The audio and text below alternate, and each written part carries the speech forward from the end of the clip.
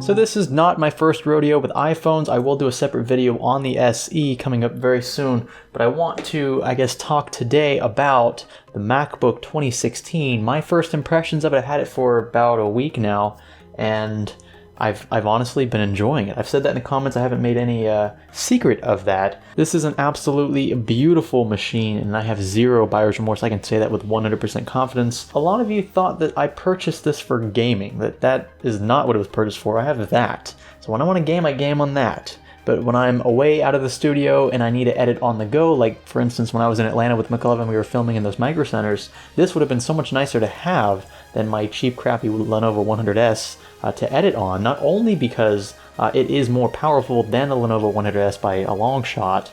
I can actually download Cinebench. I can even download Cinebench on my laptop on the 100S, but on here I'm pushing about 200-ish CB, which isn't great. It's a Core M3 processor, if you were worried about that. But I will say, this thing runs Final Cut Pro like an absolute champ. So you know Final Cut renders in the background while you're actually working on your project. So in my case, it takes about an hour to an hour and a half to edit and render a 10-minute clip. I do a lot of edits, you know, little cutscenes here and there, so that takes a lot of time, and the animations are also time-consuming. I can't do as much with Final Cut Pro, but this is a perfect solution for when I'm on the go, and that's what I'm going to show you here. A few of you were concerned about the video editing capabilities of the MacBook 2016, mainly due to the fact that it's only sporting a Core M3, that's a dual-core hyper-threaded processor, but only running at 0.9 gigahertz, which is underwhelming. I mean, my iPhone SE is actually about as powerful as this desktop processor, which is pretty sad in its own right, but I do have Final Cut Pro, which is something that most laptops that would be more powerful than this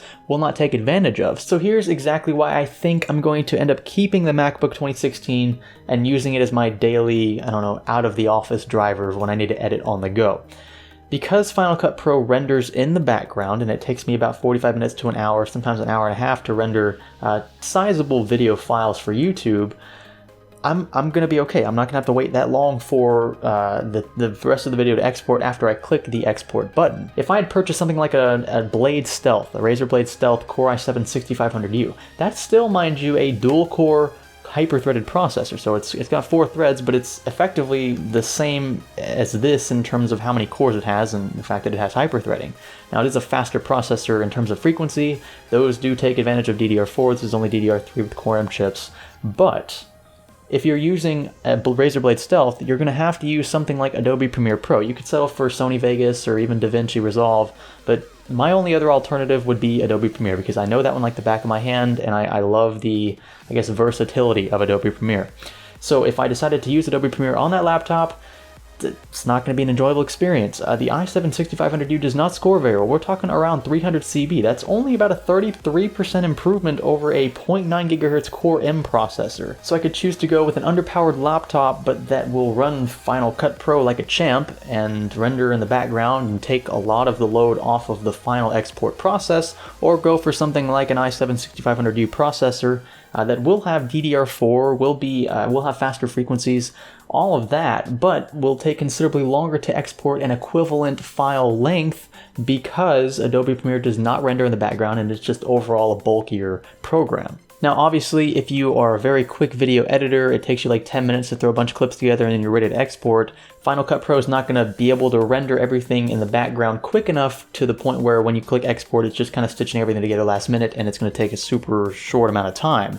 In this case, because I only was in Final Cut Pro for about 10 to 15 minutes, you could tell where the background rendering had stopped and where it was having to do all of the rendering immediately following the export click. So it noticeably slowed down. It took a lot longer. We're looking at 16 minutes here for a 10-minute video file in 1080p 60. Still not bad for Final Cut Pro for a Core M3. And keep in mind, it hadn't had enough time to render all the way through. So a 10-minute video file, it definitely would have had time because it takes me a lot longer than 10 minutes to go through all of those clips.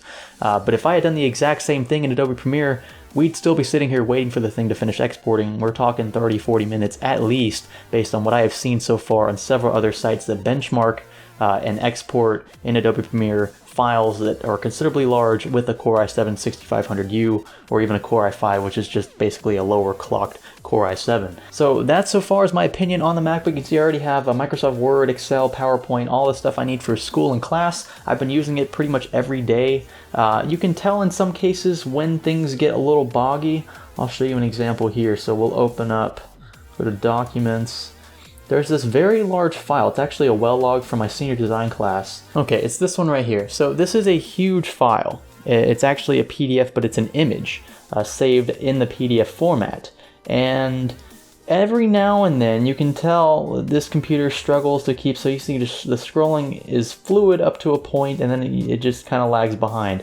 Little things like that you can tell. A higher clock speed would have helped. Going for the M5 processor versus the M3 would have helped there. But that's an extra $200-300. I bought this laptop for $1,000, so going any higher that to me just really wasn't worth it for what I need this laptop to do. I'm willing to wait a little bit longer in terms of export times for the sake of saving $200-300. So things like this, it might struggle a bit more. I don't normally open up huge image files as PDFs, but you could definitely tell that there are limitations to a device like this. All in all though, I will say very good experience so far. The Type-C port is not limiting for what I do. Most of what I transfer is via the cloud, or I'll just use an email. I'll just use an email address and just send myself the document via an email. So I don't really need an extension, whatever dongle right now. I do have, where'd I put it? Right here.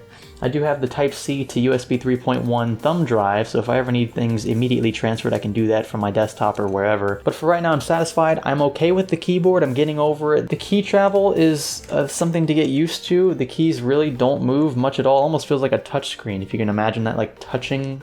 I don't know, I guess you don't get any key travel, so it feels like you're just touching metal and it's just responding, like tapping on a screen.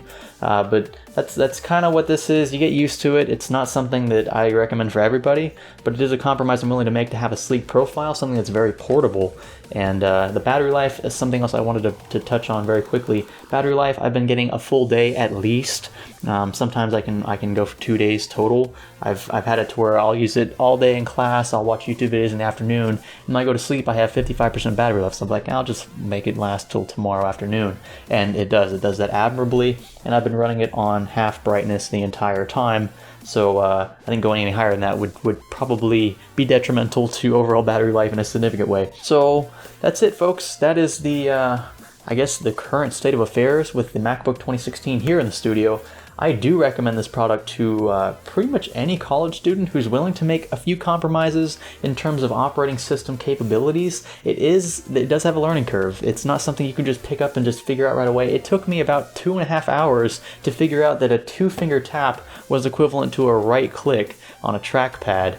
That's how much of a noob I was 4 or 5 days ago. But I'm learning very quickly. If you're a computer guy or know anything about operating systems, it's really not that difficult. You will have things that you'll have to look up on Google. You know, like I had to look up how to record my screen on this, so using QuickTime. So I recorded my screen using QuickTime. Simple Google search. I know that from now on, all I have to do is open up QuickTime and go up into the window and then click record screen. Oh, is it file record screen? I'm still learning. But anyway, folks, this is the end of part 2. I hope you at least appreciate the fact that I was willing to switch outright just for the sake of the channel and for the sake of showing you all, I guess, a different side to computers. So Apple is different on purpose. They want to be different because, I don't know, they're Apple, and you guys know what that entails. I know a lot of you up front just were like, blah, Apple, blah, blah. And people say that about Samsung too, blah, Samsung, blah, blah, or Windows, blah, blah, I don't know. Once you go Mac, you never go back. That's what they say, at least. And as of right now, I don't plan on switching back to anything else anytime soon. Zero buyer's remorse. Even though I spent a good chunk of change on this, I could have gotten an equivalent laptop from Windows for about $700. I know. You're kind of paying for the ecosystem. Oh, does that sound familiar? A lot of Apple guys say ecosystem. I never really knew what that meant when people said it back in the day, but now I kind of do. Now that I own Apple products, I see what they mean. It is a good ecosystem. It's a different experience altogether. You don't feel like you're using a laptop. I don't know. It's hard to explain. It feels like it's just a different type of computer because of the operating system. The way this thing is just built, it's a beautiful laptop. Even if you hate Apple, you have to admit this is a beautifully designed laptop. And that's part of what you're paying for. To be completely honest, you're paying for build quality. You're paying for the looks, for the logo. All of that goes into it. So $1,000. I'm not remorseful yet. I don't think that's going to change. I think it would have happened already if I was going to feel remorseful. I do feel a little bitter about the fact that they released a new Apple Watch and they're selling it for about the same price. It's waterproof and I think it's got 1,000 nits of screen brightness. That's pretty awesome. I might take it back and get that one. I don't know yet. SE, I'm keeping that. I ain't buying the iPhone 7. I want a headphone jack. That's pretty much how it's going to be. And I like small phones. It's actually a big change from my Note 4, but I really like this size. I think it's perfect. 4 inches is a good size for a phone screen, in my opinion. Of course, pretty much everything I said in this video is my opinion, but that's kind of the point. I want to give you my perspective. You guys know how I am with computers. I'm a big Windows guy, big Android guy. I do kind of miss Android, but I'm very happy that I'm in the Apple ecosystem now. Whoops. If you like this video, give it a thumbs up, give it a thumbs down. If you feel the complete opposite, or if you hate everything about life, be sure to click the subscribe button if you haven't already, and stay tuned for, well, part 4 of the CPU Core series, and then I guess we'll move on to other stuff. I have an i3-6100 PC build coming very soon. If you follow me on Twitter, you already knew that. This is Science Studio. Oh, by the way, I edited this entire video on the MacBook. Could you tell? Well, other than the fact that I couldn't include Adobe fonts, it's probably the only way you could have been able to tell. Yeah, anyway, see you soon.